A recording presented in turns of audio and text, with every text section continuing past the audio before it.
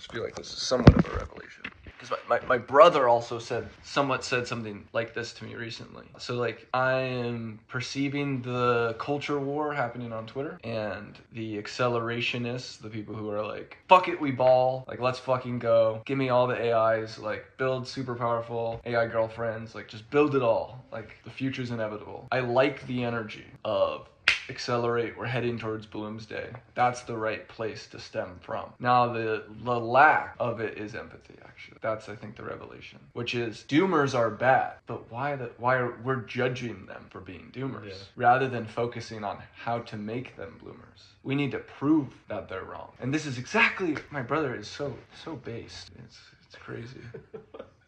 And I think it's because he's outside a lot of Twitter is a cultural warfare, that these two sides and two extremes exist as the wrong both sides, the extremes, because of the misaligned AI in the first place, you know? Yeah. Like, it's funny how much it's like the accelerationists exist in such hard fervor because this middle ground doesn't exist where people are like, yes, there's real risks. Yes, there's so much good that we can do. Let's accelerate the good. What is the good? Yeah. What is virtues? So that's the misalignment that I think is real. And something, I am someone who has like gone along the entire spectrum. I've always been somewhat in the middle. I started with EA, but then I realized I'm over here. I was like, I'm away from them. And so when EAC came, I'm like, oh, I'm with these guys. And I've been looking at EAC, and then I've been like, wait, also I feel like they're missing something too. I'm in the middle. Oh, and the middle isn't wrong. It's just not popular because the platform through which I'm learning about this and the discussion is happening to create two wrongs. Yeah. It won't find the golden mean. So it's good that I'm staying transient.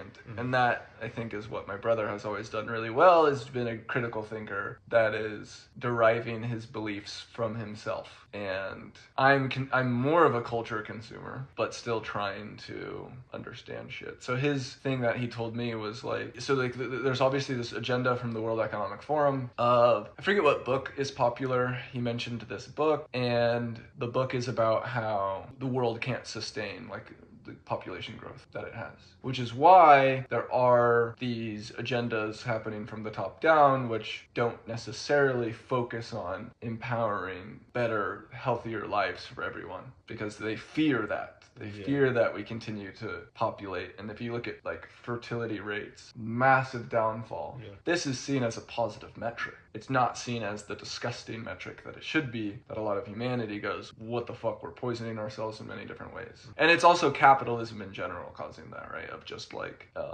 it makes more money to steal from you than it does to give you. So he brought up the good point of all the people who are fighting this idea. They haven't read that book. To some degree, this is the like leaders of the world's Bible of why we need degrowth, why we can't just grow maximally. And unless you go and understand and then empathize and then reason from their grounds, you're not going to change. Instead, the way that AI misalignment has posed our culture war is to judge the other side and call them crazy. And so we see that at the most core level of what everyone could reason with outside of all this like EAC and EA stuff, which is happening on the new frontier. But the old frontier, I guess. And the old frontiers and the new frontiers are, of course, heavily correlated because all the AI regulation stuff is in political speak. But this is just like the left and the right. And that vehicle of two-party system was previously a control vehicle, not ran by an engagement algorithm, but just by the state's power control algorithm, you know,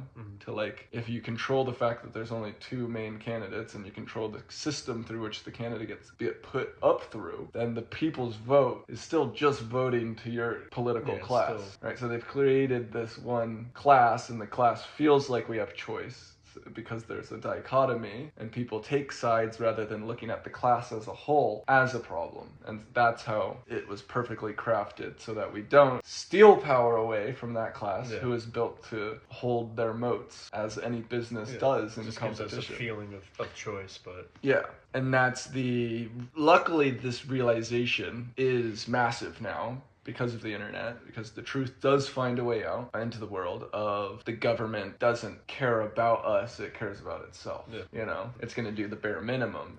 It's like a toxic relationship where they're like stringing you along. Just leave you little nuggets here and there. That's make sure it. you're just happy enough. Exactly. And then use the fact that they have control of your thoughts through media, Yeah, manipulate. to manipulate you into compliance and the many other various forms that exist. And that is the system. A lot more people are aware of the system, and that's important. Over the last 5 to 10 years. The polls show it, trust in government way down. So that's just the truth getting out. That's just people recognizing that there's a problem. And I'm still waiting for the populist narrative to rise. I feel like the problem isn't bad enough for people to fully kind of change. You know what I mean? Like, I think it lacks a solution too. I think it lacks a leader. Of course, yeah. Like, we have no influencer. We had Andrew Tate to some degree as the anti-establishment, here's all this fuck shit. And he did get completely abolished from these platforms. Of course. However, that doesn't mean that someone can't do it correctly. Because his big problem is that he was a sex trafficker to the degree of convincing women to fall in love with him so that he could get them to do camgirl stuff. And that was his main shtick. So if someone else comes up but does it with a philanthropy and how they're trying to reshape the world in these ways and they hack the global stage, well, I think that would work. And so I'm trying to help that person come alive, and I'm trying to become that person. Yeah, hell yeah. Because fuck it. I mean, it's badass. We need that shit. We need that shit. I'm like, yeah, YOLO. I still think you'd get attacked for doing that, regardless of the 100%. There will be attack. There will be vectors of attack. Where would I get attacked on is a valid question to ask myself, and then to try to make not a thing. But I feel like that fear of getting attacked is why so many of the potential great leaders are restricted from what they say or do. Is they're tuning themselves too much, which isn't enough. You need someone to sort of break fucking through, like a spear. Unfiltered, So I don't think I have anything that would be enough of an attack vector to deplatform me. But it could be videos from 10 years ago, or just taking snippets, how they put shit together to create their own narrative. Well, there's the true psychological warfare of just doing deep fakes and true fake news. Just to get that headline. Because I'm just thinking about Tate was the biggest person to kind of go and do this thing, and he was deplatformed, but his attack vectors were very straight up. I have nothing like that. To that degree, I feel good. He also wasn't standing for things bigger than himself, and he also wasn't helping facilitate this change in a positive, unifying manner. He was still on the edge of inciting violence, towards that spectrum of just focusing on the problems, not on solutions. I feel like his main solution was just to focus on the self, each individual, hit the gym. Yes. Read more. The ideas of strength, courage, and virtue that he displayed were all mega positive, and I think shifted the world in a really good way. I think I feel like that was the only kind of where you could build a shield of shining armor would be having tangible collective change in a large way towards Empowerverse. This is a big problem even from a regulatory standpoint that governments are aware of, that big leaders are talking about, and that's why the main narrative of why to ban TikTok is because it is understood as a psychological destruction.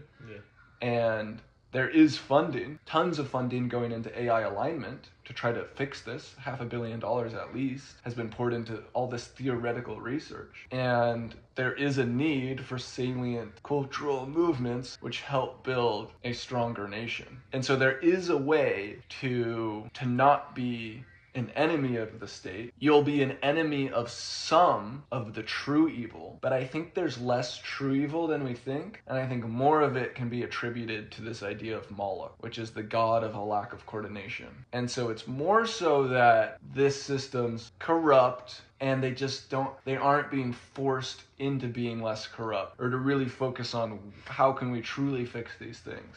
There's no one truly caring, and so the weak mentality of TikTok's bad, let's just ban it, cutting off the head of a hydra, rather than figuring out how to domesticate the hydra and make it work for the nation, And that would be solution, is to build the opposite of a TikTok that people naturally would want anyways, because you go onto this app and it makes you feel really good. Yeah. And then you're like, why am I shopping at this other store? You know? Exactly. You just build a better product. Mm-hmm. That's always what wins. So on that front, that would gain a ton of fucking support, I think. And I think the powers that be do want a good world. They just want to be empathized with. They just want control. They currently believe that themselves having control would be better for the world. You know, they fundamentally believe they're doing good through that mindset. And so they have a lack of trust in the capability for a cultural movement to unify around these positive solutions. Because what are the cultural movements that we've brought and displayed? It's been pillaging the streets and shit and doing all this rioting. And so they're like fucking scared of the populist movements. And so I do think if one is emergent that is full of actual stuff that they don't think to themselves, that's fucking scary on a level of they can't rationalize their control. You know, if it's actually like all this good is shaping out. There's also a platform for, you know, I'm calling it WeMotions is one thing that I'm working on with this guy, Jacob, to build that platform where you can go have a leaderboard of what we would want different world leaders to do or corporations to change about the way that they're operating. It's just about giving the people a voice. And then it's up to the corporation or person to go look at that main thing and just to at least think about it or at least have to talk about it. So if we can at least get Musk to say why he won't switch to an algorithm that doesn't maximally extract from people, and even if he meets it halfway and does some sort of shift and change, that's really positive. I have a really good framework for how this is going to blow the fuck up too. It's going to take that like virality aspect of doing day one of doing X until this thing happens. And so each WeMotions page will have a creator and we'll invite other creators to start more pages to like join in the cultural revolution. But I think it will all correlate mainly around one page, and maybe the other pages say day one of asking you guys to go follow this account until it blows up. So it's like maybe there's just like support frameworks. Yeah.